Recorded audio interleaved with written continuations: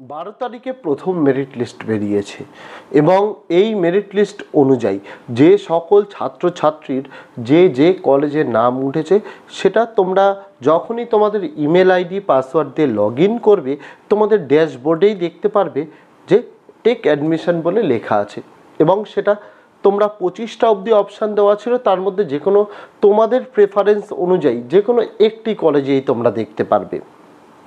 আর CMR GMR মানে কি সেটা তো আগের ভিডিওতেই বলেছি, তাও ছোট্ট করে একটু বলে দিই।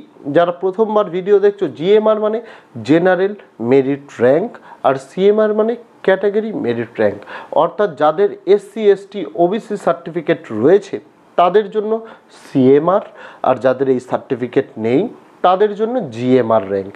এইভাবেই প্রস্তুত হয়েছে কিন্তু এই র্যাঙ্ক, এবং তাই অনুযায়ী তাদের কিন্তু র্যাঙ্ক এসেছে এবং সেই অনুযায়ী 18 তারিখ অর্থাৎ এ মাসের 18 তারিখ অবধি সময় কিন্তু বেঁধে দেওয়া হয়েছে, তার মধ্যে অ্যাডমিশন নিতে হবে। তা না হলে কি হবে সেটা পরে বলছি। যাদের ফার্স্ট মেরিট লিস্টে নাম ওঠেনি, এবছর জানো সেন্ট্রালাইজডভাবে ভর্তির প্রক্রিয়া চলছে। এবছর কিন্তু তোমাদের কিন্তু ওই রকম এক একটা কলেজ 10টা করে মেরিট লিস্ট বের করে এরকম কিন্তু নয়।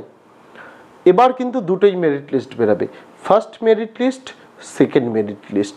ফার্স্ট মেরিট লিস্টে যাদের নাম ওঠেনি, সেকেন্ড মেরিট লিস্টে তাদের নাম উঠবেই কোনো না কোনো কলেজে, যদি তুমি একাধিক কলেজে ফর্ম ফিল আপ করে থাকো। আমি কিন্তু প্রথম থেকে college admission form fill up হওয়ার আগে থেকে বারবার বলেছিলাম, এবছর যেহেতু সেন্ট্রালাইজডভাবে ভর্তির প্রক্রিয়া হচ্ছে, ছাত্রছাত্রীরা 25টা কলেজে তোমাদের আবেদন কিন্তু বিনামূল্যে করতে দেওয়া হচ্ছে। কোনো কলেজ তোমাদের এই ফর্ম ফিল আপের কোনো ফি নিচ্ছে না। তোমরা একাধিক কলেজে ফর্ম ফিল আপ করো। ধরো কোনো ছাত্র বা ছাত্রী 250 নম্বর পেয়েছে মোট, সে এমন কিছু কলেজের ফর্ম ফিল আপ করলো যেগুলো হাই র্যাঙ্কের কলেজ, আর সে 3টি কলেজেই ফর্ম ফিল আপ করলো, সেই 3টিই হাই র্যাঙ্কের কলেজ। তোমার নম্বর অনুযায়ী সেখানে যে তোমার নাম আসবে একদমই নয়, তোমাকে সমস্ত কলেজগুলোকে ফর্ম ফিল আপ করতে হবে। তার জন্যই তো এই অপশানটা তোমাকে দেওয়া হয়েছিল।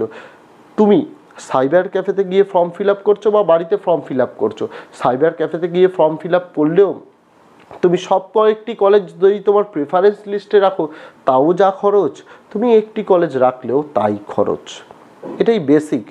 যদি কোনো সাইবার ক্যাফেওয়ালা বেশি টাকা চায়, সেক্ষেত্রে রাজ্য সরকারের তরফ থেকে ব্যবস্থা করা হয়েছিল বাংলা সহায়তা কেন্দ্র। যদি সেটাও না হয়, তোমাদের তো ইমেল আইডি পাসওয়ার্ড তোমাদের জেনারেট হয়ে গেছিল। তোমাদের আমি ভিডিওর আকারে বলে দিয়েছিলাম কিভাবে তোমরা তোমাদের আইডি পাসওয়ার্ড দিয়ে লগ ইন করে তোমরা তোমাদের প্রেফারেন্স লিস্ট অ্যাড করতে পারো। এটা তো হতে পারে না তুমি কম নম্বর পেয়েছো কিন্তু ভালো কলেজে ভর্তি হতে চাইছো, সেটা কিভাবে সম্ভব? তোমার থেকে যারা বেশি নম্বর পেয়েছে তারা তো সেই কলেজে আগে চান্স পাবে, এটা তো তোমাদের বোঝা উচিত। অনেক স্টুডেন্টস এরকম করেছো কিন্তু এই কাজটা। আমি কিন্তু বারবার তোমাদের এই মাসে 7 তারিখ অবধি সময় ছিল, তার মধ্যে আমি বারবার বলেছিলাম যে যা কলেজেই ফর্ম ফিল আপ করে থাকো না কেন, প্রেফারেন্স লিস্টে কিন্তু অ্যাড করে রাখো কলেজ, একাধিক কলেজ অ্যাড করে রাখো, যাতে কোনো না কোনো কলেজে তোমার নম্বর অনুযায়ী তোমার নাম আছে। যারা বেশি নম্বর পেয়েছো তাদের ক্ষেত্রে কোনো সমস্যাই নেই, তাদের ফার্স্ট মেরিট লিস্টেই নাম উঠে গেছে। কিন্তু যারা ওই 2-3টে হাইফাই কলেজে ফর্ম ফিল আপ করেছো, নম্বর কম পেয়েছো, তাদের কিন্তু এবছর আর কিন্তু নাম উঠবে না। তাদের কি করণীয়? তোমাদের সামনের বছর আবারও ট্রাই করতে হবে। তোমাদের একটা বছর তোমরা নিজেদের দোষে নষ্ট করেছো। এই দোষের ভাগিদার আর কেউ নয়, বরং তোমরা নিজেরাই। বারবার তোমাদেরকে গাইড করা হয়েছে, বারবার বলা হয়েছে, তারপরেও তোমরা করোনি। বারবার কমেন্ট করছো যে স্যার আমরা 3টে কলেজে ফর্ম ফিল আপ করেছি, আমাদের নাম আসেনি। সেকেন্ড মেরিট লিস্টে কি নাম আসতে পারে? সেকেন্ড মেরিট লিস্টে নাম আসবে কি আসবে না সেটা তোমার নম্বরের মেরিট ইন্ডেক্স অনুযায়ী তোমাদের কিন্তু সেটা কিন্তু যাচাই করা হবে। তোমাদের মেরিট ইন্ডেক্স অনুযায়ী তোমরা যে কলেজগুলোকে চুজ করেছো, যদি সেই কলেজে ফার্স্ট মেরিট লিস্টে ভর্তি হয়ে যাওয়ার পর যদি সিট ফাঁকা থাকে তবে তোমরা সুযোগ পাবে। অনেক ব্যাপার থাকে। আমি তো বলেছিলাম সেন্ট্রালাইজড অ্যাডমিশন পোর্টাল মানে তোমাদের প্রেফারেন্সটাকে কিভাবে সিলেক্ট করতে হবে। তোমাদের প্রেফারেন্স তোমাদের নম্বর অনুযায়ী তোমরা সেই কলেজগুলোকে প্রেফারেন্স ওয়াইজ সিলেক্ট করো। এই নয় যে তুমি বেশি নম্বর পেয়েছো কিন্তু ফার্স্ট প্রেফারেন্সে এমন কলেজ রেখেছো যেটা অনেক নিম্নমানের, তোমাদের অনুযায়ী অনেক নিম্নমানের। তুমি অনেক বেশি নম্বর পেলে ফার্স্ট প্রেফারেন্সে যদি ওই সেই নিম্নমানের কলেজটা থাকে তোমার সেই কলেজেই নাম উঠবে, এটা বাস্তব। আবার তোমার নম্বর অনেক কম কিন্তু ফার্স্ট প্রেফারেন্সে এমন কলেজ রেখেছো যেটা অনেক উচ্চমানের, যেখানে অনেক স্টুডেন্টরা ফর্ম ফিল আপ করেছে। এক্ষেত্রে আমি বোর্ডের কোনো দোষ দেব না, কারণ ফর্ম ফিল আপ করার সময় তোমাকে কিন্তু ওখানে অপশানে দেখানো হয়েছে কতজন স্টুডেন্ট অ্যাপ্লাই করেছে। ওখানে কিন্তু লেখা ছিল স্পষ্টত যে এতজন ক্যান্ডিডেটস অ্যাপ্লাই করেছে। তাহলে তুমি তোমার নম্বর অনুযায়ী, তোমার নম্বর যদি বেশি থাকে তুমি হায়ার কলেজে অ্যাপ্লাই করতেই পারো, কিন্তু তোমার যদি নম্বর কম থাকে তোমাকে তো দেখতে হতো যে কোন কলেজে একটু কম অ্যাপ্লিকেশান জমা পড়েছে, সেই কলেজে ফর্ম ফার্স্ট প্রেফারেন্সে রাখার জন্য। আমি তো বারবার এই কথাগুলো বলেছিলাম, তখন শোনোনি বা ভিডিওগুলো পুরো দেখার প্রয়োজন মনে, কারণ এই কারণেই তো বলি ভিডিওগুলো পুরো দেখতে হয়। ভিডিওগুলো পুরো না দেখলে এই রকম তথ্যগুলো তোমাদের কাছে অধরাই থেকে যায় আর এই রকম তোমাদের জন্য অসুবিধার সৃষ্টি হয়। আপাতত পক্ষে আমি বলবো যাদের ফার্স্ট মেরিট লিস্টে তোমাদের সিলেক্ট করা প্রেফারেন্স অনুযায়ী নাম এসেছে, যার যে কলেজে নাম এসেছে ভর্তি হতেই হবে।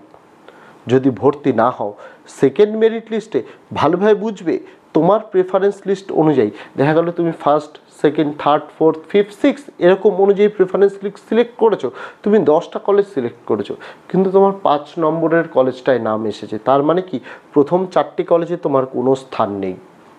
প্রথম 4টি কলেজে তোমার নম্বর অনুযায়ী কোনো স্থান নেই, 5 নম্বর কলেজে স্থান হয়েছে, তোমাকে ভর্তি হতে হবে। তুমি যদি মনে করো যে স্যার আমি সেকেন্ড মেরিট লিস্ট অবধি ওয়েট করব, প্রথম 4টে প্রেফারেন্সের কলেজে তোমার নাম নাও আসতে পারে, সেক্ষেত্রে এই যে কলেজে নাম এসছে সেটাও হাতছাড়া হবে আর ওটাও হাতছাড়া হবে, একটা বছর গোটা কিন্তু তোমার লস হবে, এটা কিন্তু মাথায় রাখতে হবে। তাই আমি কি বলি, যার যে কলেজে নাম এসেছে সে সেই কলেজে ভর্তি হয়ে যাও। তারপরে যদি সেকেন্ড লিস্টে দেখো তোমার যে কলেজে নাম এসেছে তার ওপরের কোনো কলেজে তোমার নাম উঠে গেছে, তুমি মপ আপ করতে পারবে। মপ আপ মানে কি?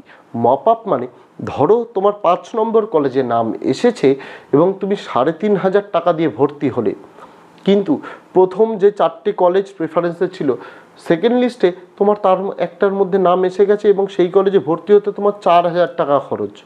সেক্ষেত্রে পরবর্তী ওই সেকেন্ড লিস্টে পাওয়া কলেজে তোমার ভর্তি হতে আর মাত্র 500 টাকা বেশি দিতে হবে। অর্থাৎ প্রথম প্রেফারেন্স তুমি যেটা পেয়েছিলে সেটাতে ভর্তি হতে যত টাকা লেগেছে তার পরের প্রেফারেন্সে বাকি যেটুকু তার টাকা লাগছে সেটুকু টাকা দিয়ে তোমাকে অ্যাডমিশন হতে হবে। পুরোটাই তোমার সুইচ হয়ে যাবে, মপ আপ হয়ে যাবে, অর্থাৎ ফার্স্ট কলেজের টাকাটা তোমার অন্য কলেজের টাকায় কিন্তু সুইচ হয়ে যাবে। এটা একটা সুবিধা রয়েছে, কিন্তু তার মানে এই নয় যে তোমার সেই কলেজগুলোতে নাম আসবেই, এরকম কিন্তু কোনো বাধ্যবাধকতামূলক জায়গা নেই। যারা হায়ার র্যাঙ্ক পেয়েছে বা তুমি দেখা গেল 5 নম্বর বা 4 নম্বর কলেজে এমন কলেজ সিলেক্ট করেছে, কেউ সেটাকে 1 নম্বর কলেজে সিলেক্ট করেছে, তার নাম আগে আসবে তার নম্বর কম থাকলেও, কারণ সে ফার্স্ট প্রেফারেন্সে ওই কলেজটা রেখেছে। প্রেফারেন্স মানেই তাই। আমি তো তাই বারবার বলেছিলাম, তোমরা কি মনে করছো তোমাদের নম্বর অনুযায়ী কোন কলেজগুলোতে তোমরা সুযোগ পেতে পারো সেগুলোতে প্রথম দ্বিতীয় তৃতীয় এইরকমভাবে সাজাতে হবে তোমাদের, তবেই না তুমি তোমার পছন্দের কলেজগুলোতে চান্স পেতে পারবে। এটাই হচ্ছে কিন্তু মেন কথা। আমি বারংবার বলছি, যাদের যাদের নাম এসছে ভর্তি হয়ে যাও। সেকেন্ড লিস্ট 22 তারিখে বেরাবে, তারপরে যদি মনে করো আপগ্রেড করার জন্য সেক্ষেত্রে তুমি করতে পারবে, কিন্তু আপডেট যে তোমার আসবেই এটা কোনো মানে নেই, নাও আসতে পারে, কারণ তুমি প্রেফারেন্স কিভাবে সিলেক্ট করেছো তার উপরে ডিপেন্ড করছে। দেখা গেল তুমি 5 নম্বর কলেজে তুমি 350 পেয়ে 5 নম্বর কলেজে একটা কলেজ সিলেক্ট করেছো, আর কেউ 340 পেয়ে 1 নম্বর কলেজে একটা কলেজ সিলেক্ট করেছে, তার কিন্তু নাম আগে আসবে, কারণ তার ফার্স্ট প্রেফারেন্স ওটা। এটা মাথায় রাখতে হবে। এই জিনিসটাই আমি তোমাদের বোঝাতে চাই। এটাই হচ্ছে সেন্ট্রালাইজড অ্যাডমিশন পোর্টাল।